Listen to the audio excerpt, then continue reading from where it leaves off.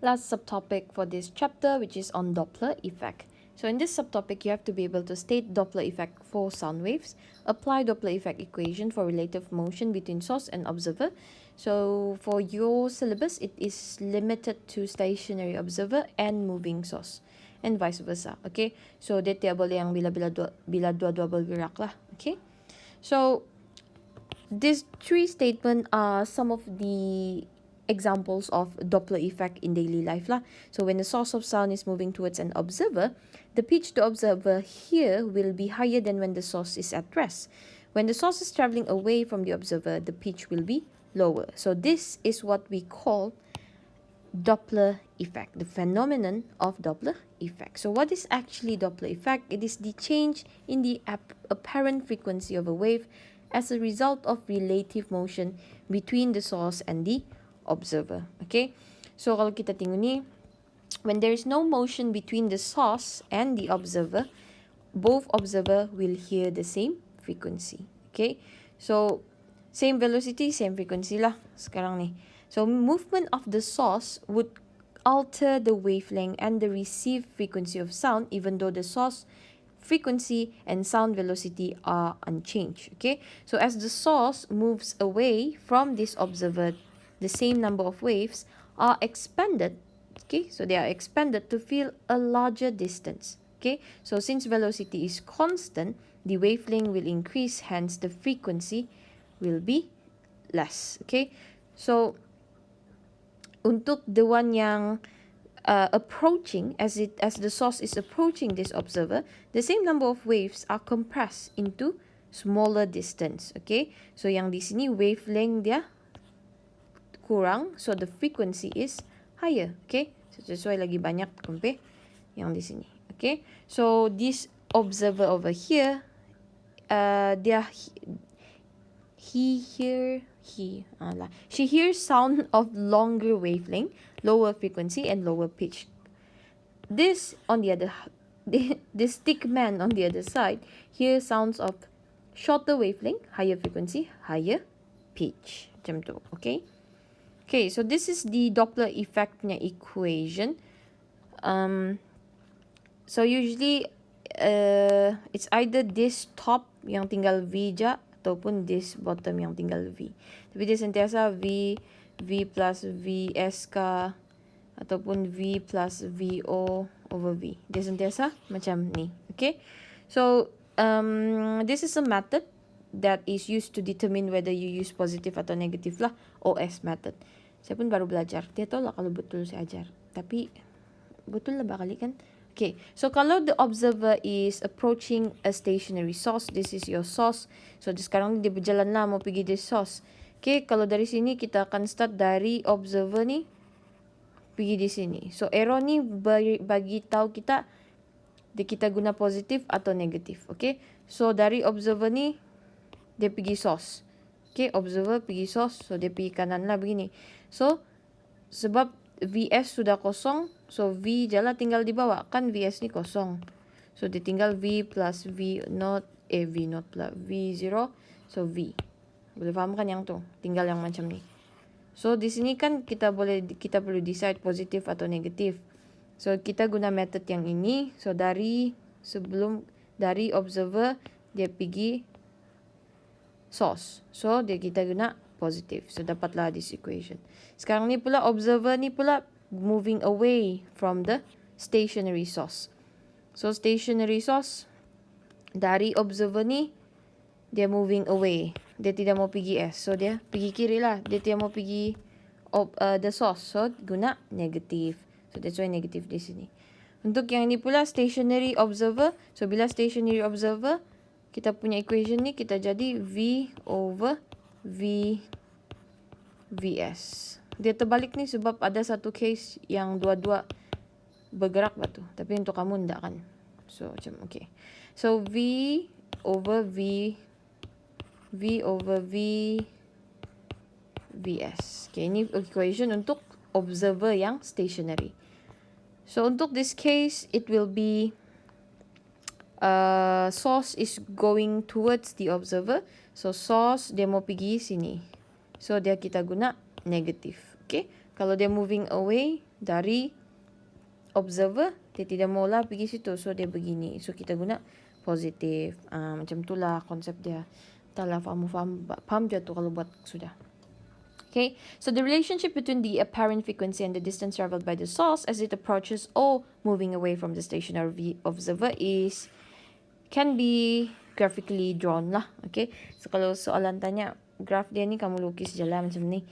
Right, so kiranya sekarang ni the observed frequency as it approaches approaching the macam mana cakap apa? Kejap. As it approach will be higher lah, and then as it goes away from the source, dia punya frequency will be less as it moves away from the source.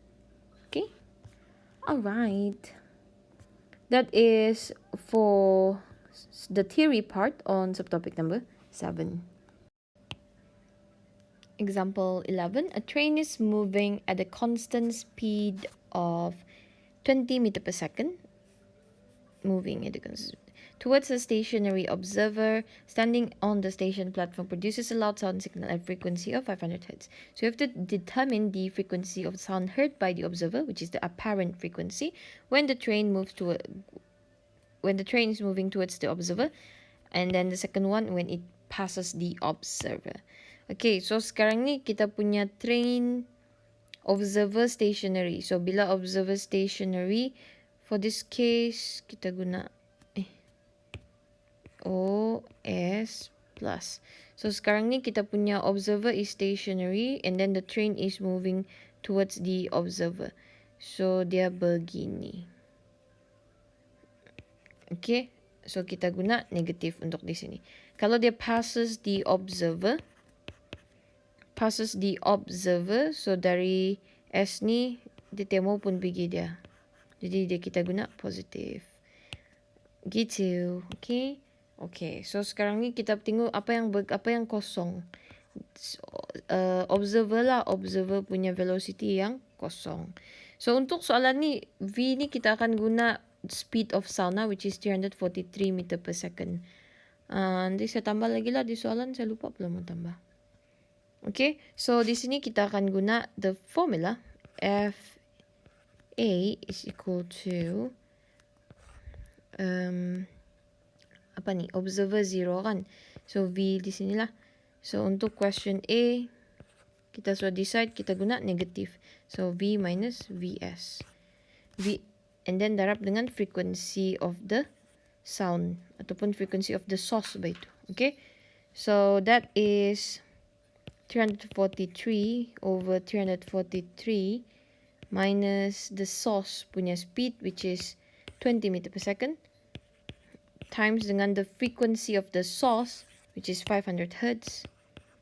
So kamu akan dapat 531.25 Hz.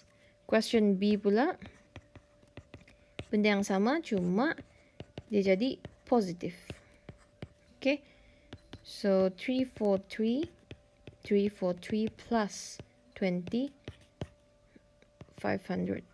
So dapat 472.2 Hz. See, if you look at the maths, the frequency that will be heard by the observer as the source is moving away from the observer will be less than the frequency when it is moving towards the observer. Macam itulah kamu dengar ambulance tu macam tu, bila dia dekat sama kamu baru dia jadi kuat, tapi bila dia moving away sudah, time kamu di belakang limpas traffic light, dia jadi slow begitu. Okay, example 12 pula.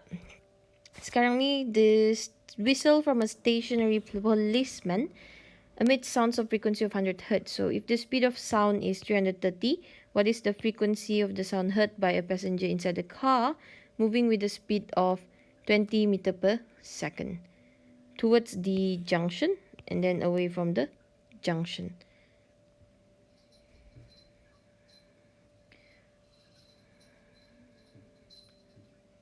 Alah, sama juga kan ya? Source equal. Oh, okay, dah lain. Alright, so for this one, Ini apa yang kosong? Stationary placement. So the source is equal to 0. The speed velocity of the source is 0. So kita apply lagi OS method kita tadi. So sekarang ni the source is 0. So the observer is moving towards the source lah. So observer tu pergi the source, kita guna positif. So bila the observer sekarang ni dia moves away from the junction, then tak mau pun tengok tu source, dia lari dari polis, dia bilang. Kita guna negatif.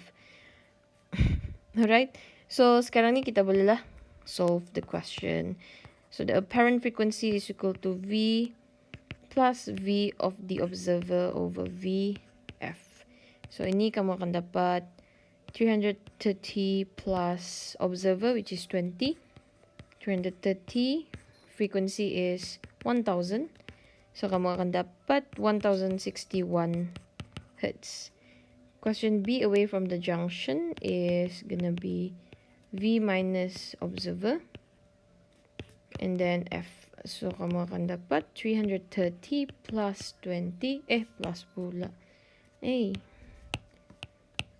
Minus 20 over 330 times dengan 1000. Dapat 940 Hertz as the frequency. Okay. So anything that's going away from the source of the sound will be less than moving towards the source of the sound lah. Okay. Alright, so that is the last example for our last subtopic and the whole chapter.